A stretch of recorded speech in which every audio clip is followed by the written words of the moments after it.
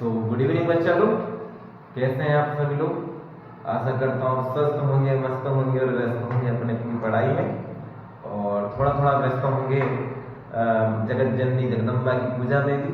ठीक है, घूमना फिरना भी जरूरी है थोड़ा बहुत, ठीक है ना। श्रद्धा के साथ बेटा, मन में श्रद्धा रखें बस, और कुछ नहीं। श्रद्धा के साथ बस सेवा भाव से जो आपसे हो सकता है, बस थोड़ा बहुत जितना भी माँ की सेवा बन सकती है आप करिए। बाकी आप स्टूडेंट है बेटा, तो आपका जो परमो धर्म है, सबसे पहला कर्तव्य बोलूँगा वो पढ़ाई है, तो उसको नहीं छोड़ना है किसी भी कंडीशन में। जितनी भी थोड़ी बहुत आपसे बन रही बेटा, आप उसको कंटिन्यू रखें, ठीक है ना। माँ की सेवा भी जरूरी है, वो भी करते रहे, ठीक है बेटा। तो 3.2 का जो थर्ड क्वेश्चन का 5th नंबर का सवाल है वो हम कर रहे हैं बेटा। मैंने इसको बोर्ड पर लिख दिया है। If fraction 9/11 if 2 is added to both the numerator and the denominator, if 3 is added to both the numerator and the denominator, if become 5.6, find the fraction। ठीक है बेटा। तो बेटा आइए इसके अपन पहले इसके बेसिक को पकड़ते हैं कि एक फ्रैक्शन क्या होता है। सबसे पहले तो ये देखना है, ठीक है। तो कोई भी संख्या बेटा जो कि अपॉन में रहती है, जैसे 2/3 आप बोल सकते हो, 5/2 बोल सकते हो, इस दोनों फ्रैक्शन में, ठीक है। ऊपर वाली टर्म जो है बेटा उसको हम बोलते हैं न्यूमरेटर, और नीचे वाली जो टर्म होती है बेटा उसको बोलते हैं डिनोमिनेटर, ठीक है। तो ऊपर वाली संख्या बेटा न्यूमरेटर कहलाती है, नीचे वाली डिनोमिनेटर कहलाती है, और इसको आप फ्रैक्शन दे रहे हैं, ठीक है। अब ध्यान से देखिएगा, हमको बेटा इस तरह से फ्रैक्शन मानना है, तो अपन क्या लिखेंगे यहाँ पर, देखो सॉल्व करते हैं, ठीक है। तो लेट्स assume that कि जो अपना न्यूमरेटर है, ठीक है, न्यूमरेटर जो है अपना, ठीक है, उसको आप क्या एज्यूम कर लो बेटा, x, ठीक है। और जो आपका डिनोमिनेटर है, ठीक है, डिनोमिनेटर है, उसको आप कितना एज्यूम कर लो, y।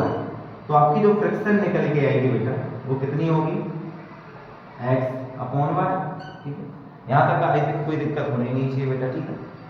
अब बेटा इसमें एक दो शर्त दी है, पहली वाली शर्त मैं पढ़ता हूँ, ठीक है, कि a fraction 9/11 if 2 is added to the both of numerator and denominator। अगर आप इस फ्रैक्शन के न्यूमरेटर डिनोमिनेटर दोनों में अगर आप 2 जोड़ देते हो तो वो किसके इक्वल हो जाती है, 9/11।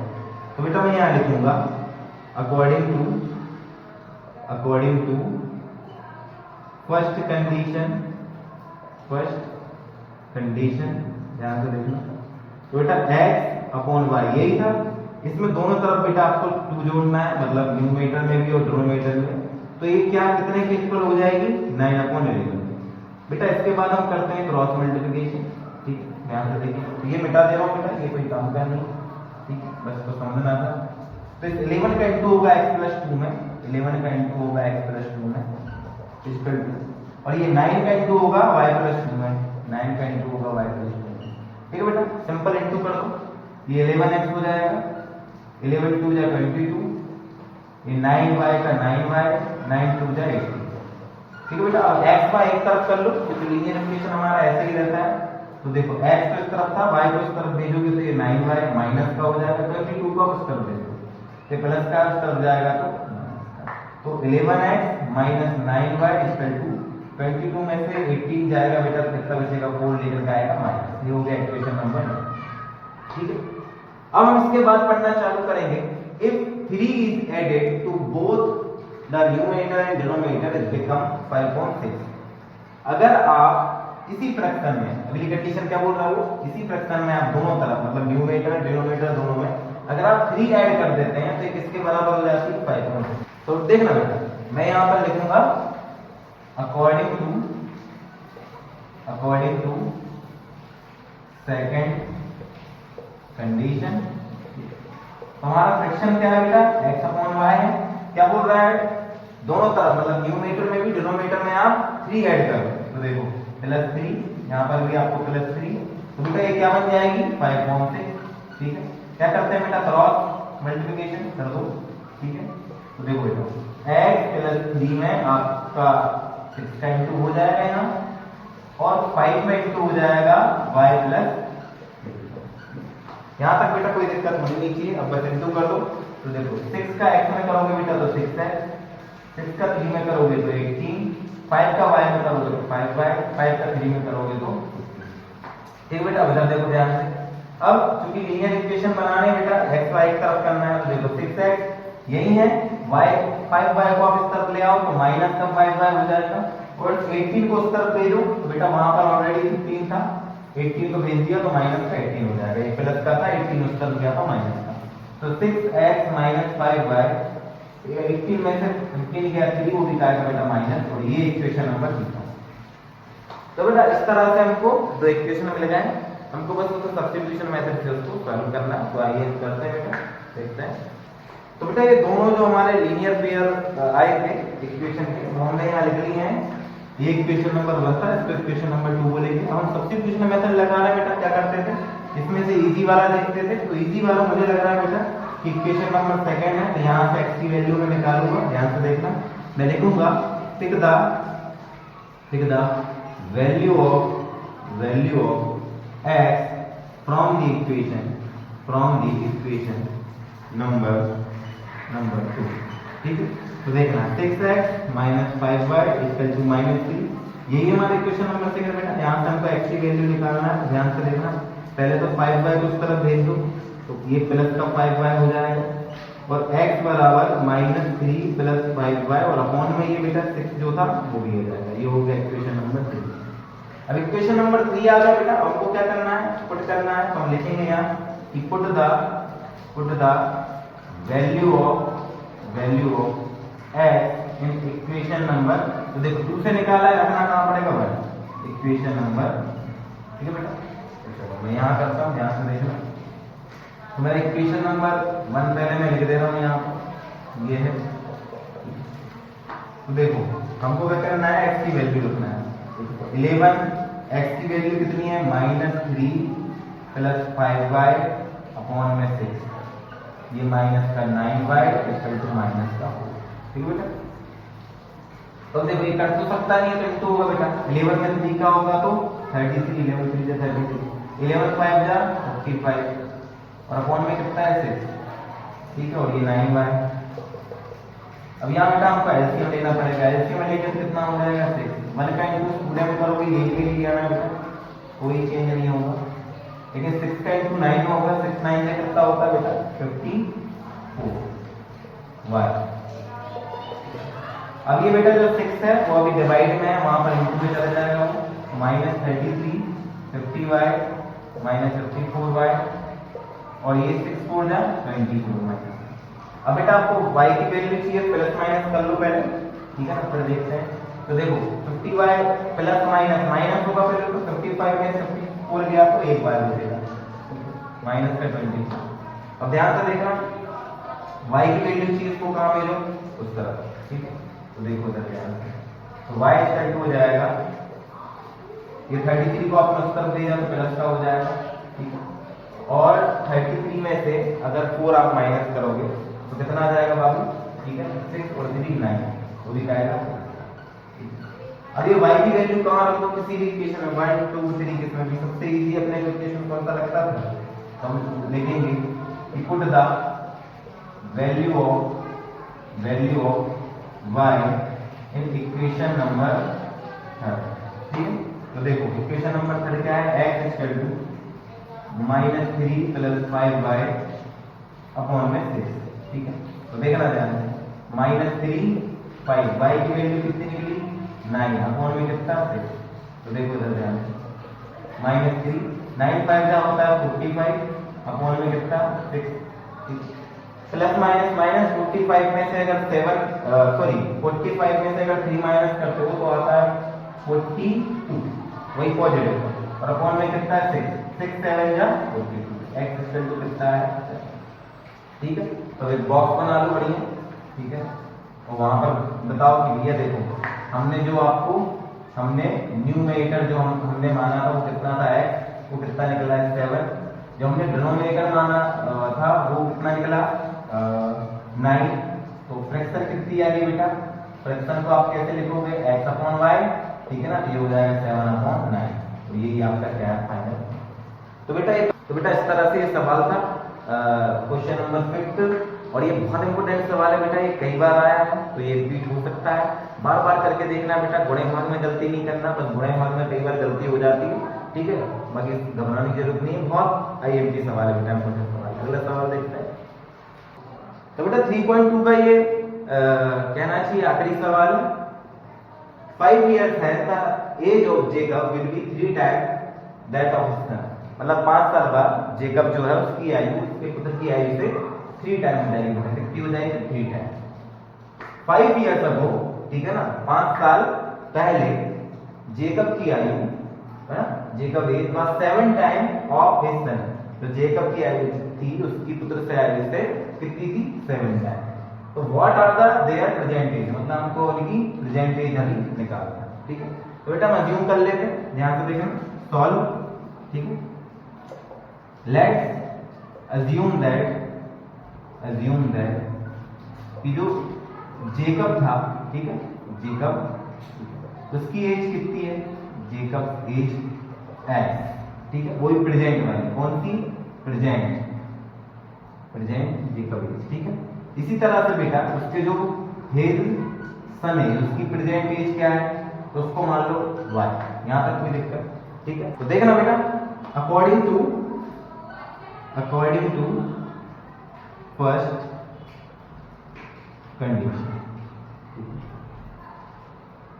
फर्स्ट कंडीशन में क्या कह रहा है कि 5 साल बाद, ठीक है ना, अगर मैं आपसे बोलूं कि आपकी उम्र 5 साल बाद क्या होगी बेटा, तो जितनी भी है आप उसमें 5 जोड़ दोगे, ठीक है ना। तो यहां लिखना पड़ेगा, ठीक है ना, 5 years आफ्टर, ठीक है, 5 साल बाद, 5 साल ही बोला, ठीक है। तो ध्यान से देखना कि जेकब की एज है वो कितनी हो जाएगी x + 5, और उसके पुत्र जो है उसका सन जो है उसकी आयु कितनी हो जाएगी y + 5, ठीक है। तो क्या कह रहा है कि 5 साल बाद जेकब की जो आयु है, ठीक है ना, 5 साल बाद इतनी होगी तो सन की आयु इतनी, ठीक है ना। तो 5 साल बाद जेकब की आयु उसके सन की आयु से 3 टाइम होगा, कितनी है 3 टाइम। तो देखो बेटा आप बीच में बराबर का साइन लगा रहे हो, सुनने में कहने में ये लग रहा है कि आपको 3 का इंटू इसमें करना है, लेकिन बेटा ये ऑलरेडी 3 टाइम है। अगर आपको इक्वल बनाना है तो 3 का इंटू किसमें करना पड़ेगा, सन में करना पड़ेगा, तब आप बीच में क्या लगा सकते हो, ठीक है। तो सुनने में ये लग रहा है बेटा कि 5 साल बाद जेकब की आयु उसके पुत्र की आयु से 3 गुनी है, तो ये तो ऑलरेडी 3 गुनी है। अगर आपको बराबर करना है 3 का इंटू यहाँ करना पड़ेगा, ठीक है। इसको सॉल्व करते हैं, x + 5, 3 का इंटू y में करोगे तो 3y, और ये हो जाएगा 3 5 का 15। y को बेटा इस तरफ ले आओ तो ये 3y इस तरफ आएगा तो माइनस का 3y, 5 को इस तरफ भेज दो तो वहां पर 15 था, ये 5 इस तरफ जाएगा तो माइनस का 5 हो जाएगा। तो x - 3y, 15 में से 5 गया बेटा 10, और ये हो गया इक्वेशन नंबर 1। यहां तक कोई दिक्कत बाबू, ठीक है। अब अगली कंडीशन क्या आती है हमारी, according to second condition, according to second condition. तो सेकंड कंडीशन में वो क्या कह रहा था हमसे कि 5 साल पहले 5 ईयर अगो, तो अगर मैं बोलूं कि मेरी 5 साल पहले या आपकी 5 साल पहले जो एज क्या थी, तो आप क्या करोगे माइनस करोगे उसमें, ठीक है। तो जेकब की जो एज है कब 5 ईयर अगो वो कितनी हो जाएगी x - 5, और जो सन है उसकी एज कितनी हो जाएगी बेटा, सन की एज कितनी हो जाएगी, उसकी हो जाएगी y - ठीक है, क्योंकि प्रेजेंट एज बेटा क्या है x y - ध्यान से देखना बेटा ये क्या कह रहा था कि जो जेकब की उम्र है वो उसकी पुत्र की उम्र से 7 गुनी है, कितनी है 7 टाइम है, ठीक है। तो ये तो ऑलरेडी बेटा 7 टाइम है, अगर आपको बराबर करना है 7 का इंटू कहां करना पड़ेगा उस पर, ठीक है बेटा। उसको भी सॉल्व कर लो, x - 5 7y हो जाएगा ये, और 7 5 जा 35। अब बेटा x y एक तरफ कर लो तो ये x, ये 7y इस तरफ आएगा तो माइनस का 7y, ठीक है, और ये -5 उस तरफ जाएगा तो प्लस हो जाएगा बेटा, ठीक है, वहां ऑलरेडी 35 था। तो x - 7y प्लस माइनस 35 में से 5 गया तो 30, वो भी क्या आएगा बेटा माइनस का, और ये हो गया इक्वेशन नंबर 2। तो ये बेटा दो इक्वेशन आ गए हैं, बस सब्स्टिट्यूशन मेथड को उसको सॉल्व करना है, ठीक है। आइए देखते हैं। तो बेटा हमारे जो इक्वेशन आए थे वो यहाँ पर लिख दिए मैंने, तो इसको सॉल्व करना है। तो बेटा सबसे इजी तो पहले ही वाला लग रहा होगा, तो मैं इससे x की वैल्यू निकाल लूंगा, बोलूंगा pick the value of x in equation number 1। ठीक है, तो देखो x minus 3y equal to 10, x equal to निकल के आएगा बेटा 3y को इस तरफ भेज दोगे तो प्लस का 3y, और ये हो गया इक्वेशन नंबर 3। ठीक है बेटा, अब हमने इक्वेशन नंबर 1 से x की वैल्यू निकाली, पुट क्या करेंगे 2 में, तो लिख दो put the value of x in equation number 2। ठीक है, तो x minus 7y equal to minus 10, x की वैल्यू कितनी बाबू 10 प्लस 3y, वो लिख दो minus 7y equal to minus का 30। ठीक है, तो ध्यान से देखना भैया, 10 प्लस माइनस 7y में 3y गया तो 4y आएगा, वो भी काय का आएगा माइनस का, इक्वल टू में कितना माइनस का 30। अब y आपको पॉजिटिव चाहिए तो उसको उधर ले लो 30 को इस तरफ, तो देखो 30 इस तरफ आएगा तो प्लस का हो जाएगा, और माइनस 4y इस तरफ जाएगा तो पॉजिटिव मतलब प्लस हो जाएगा, ये हो जाएगा बेटा 40। ठीक है, तो y इक्वल टू 40/4। ठीक है, कट जाएगा 10, तो y इक्वल टू आ गया 10। अब इसको कहाँ रखना है, सबसे इजी हमको लगता है 3, तो मैं लिखूंगा कि put the value of y in equation number 3। ठीक है, तो 3 क्या है बेटा x equal to 10 plus 3y, ये हमारी इक्वेशन नंबर 3। तो x equal to 10 plus 3, y की वैल्यू कितनी थी बेटा 10। ठीक है, तो x इक्वल टू 10 और ये 3 10 जा कितना होता है 30। ठीक है, और 30 प्लस 10 बेटा हो जाएगा 40। यहाँ तक कोई दिक्कत? तो अब देखना बेटा ध्यान से। ठीक है, यहाँ हमको आंसर लिखना है कि जेकब की एज, ठीक है, वो x माना था हमने, कितनी आ गई बेटा 40, और जो हिज सन, ठीक है, हिज सन एज उसको कितना माना है y, तो वो कितनी निकली बेटा 10। ठीक है, यहाँ पे तो ये भी बेटा बहुत आईएमपी सवाल है परीक्षा की दृष्टि से, इजी है लेकिन ऐसा कोई खास नहीं है। थोड़ा सा बेटा बस दिमाग लगाना कि अगर मैं आपसे बोलता हूँ कि 4 2 का 2 टाइम्स, मतलब 4 2 का 2 है, तो जब मैं इसको लिखने में आऊंगा बेटा तो हो सकता है कई बार हमको ऐसा लगता है कि 2 का इंटू हम इसमें कर दें। अगर हम 2 का इंटू इसमें कर देंगे बेटा तो ये कितना हो जाएगा 8, मतलब ये 4 टाइम हो जाएगा उसका। तो इसलिए बेटा जो 2 का इंटू हम करेंगे वो इसमें ना करके इसमें करते हैं, ताकि ये क्या हो जाए बराबर हो जाए। ठीक है बेटा, तो अगर जेकब की उम्र 3 टाइम है तो बेटा वो तो ऑलरेडी 3 टाइम्स है। अगर आपको इक्वल बनाना है तो 3 का इंटू किसमें करना पड़ेगा, उसकी जो पुत्र है सन है उसकी एज में। ठीक है, ऐसे सेकंड वाले में 7 टाइम बोला था, तो बेटा उसकी आयु ऑलरेडी 7 टाइम्स है उसके पिता की। अगर आपको इक्वल करना है दोनों की एज को तो 7 का इंटू कहाँ करना पड़ेगा, उसकी सन की एज में बेटा। ठीक है, तो ये बेटा इसका बेसिक कॉन्सेप्ट है और ये सवाल बहुत आईएमपी है। तो बेटा बस 3.2 यहीं खत्म करते हैं, अगली वीडियो में 3.3 के साथ मिलेंगे, एक नए जोश के साथ, नए उत्साह के साथ। जब तक पढ़ते रहिए मन लगा के बेटा, जब तक स्वस्थ रहें, मस्त रहें और व्यस्त रहें। ठीक है बेटा, और बस इतना ही, फिर मिलते हैं नेक्स्ट वीडियो में। Thank you.